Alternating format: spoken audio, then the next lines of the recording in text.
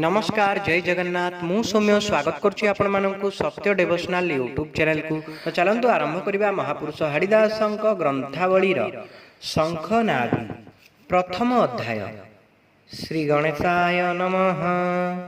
एतानि जो मान स्मरन्ति श्री पुरुषोत्तमामि सोमां मनस्वपने न दृश्यते निगमन्त नेत्रं पवित्रं सगोत्रं सर्वानित्ये वसतं नियते पद्वंत जोनि जोगान्त मुनि 33 कोटि देवत्र धायते एमानि श्री शंखनाभि वासुदेवं निवासे नमो गिरिजा आदि मात अशेष तुम्भरु संभूत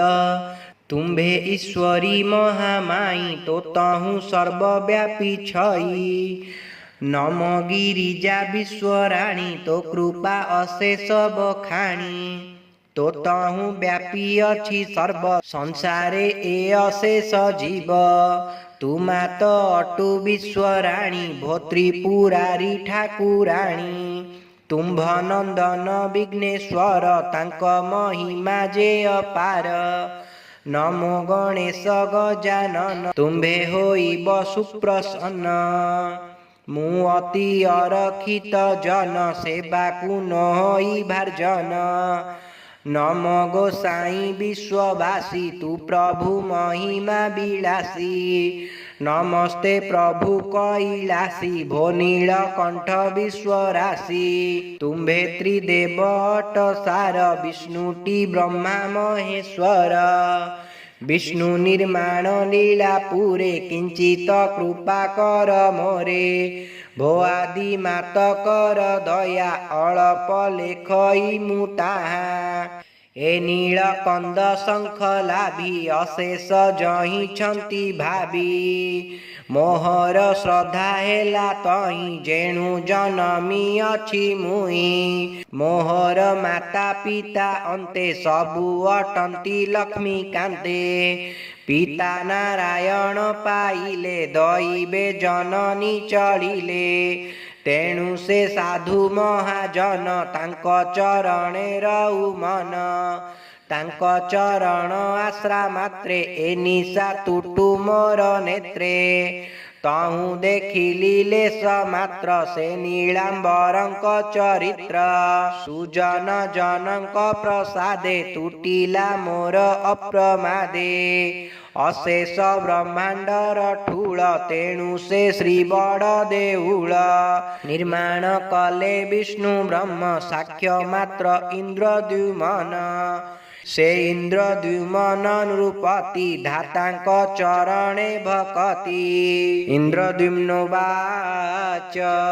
ए कीर्ति मते अगोचर भो धाता देखिली साहेर साहेर कूले एक बट गिरी समान महात्रोट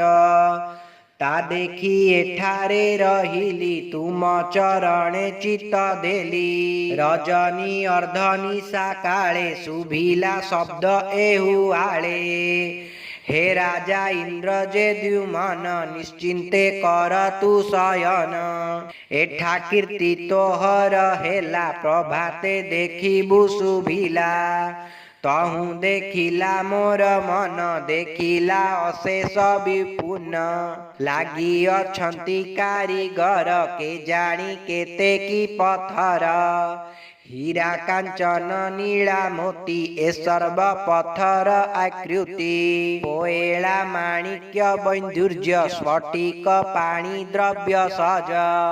ए सर्व काहू से बिंधाणी गढ़ु अछंती निरीबाणी पशुए बहंती पत्थर ता देखी हेली मुकातर पुणी देखिली पूर्णमय क्षेत्र निर्माण न संशय निद्रा अंते चेती मनर प्रभाते देखिली ए पूरा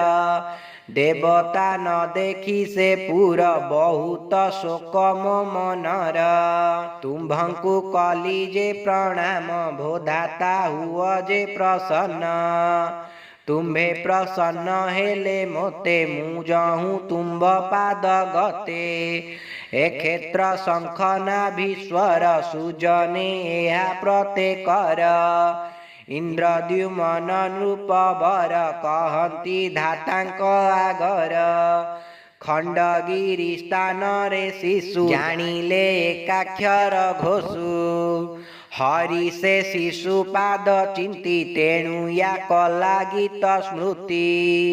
सुजने मोदसन धर हरि सन्थ पादे किंकर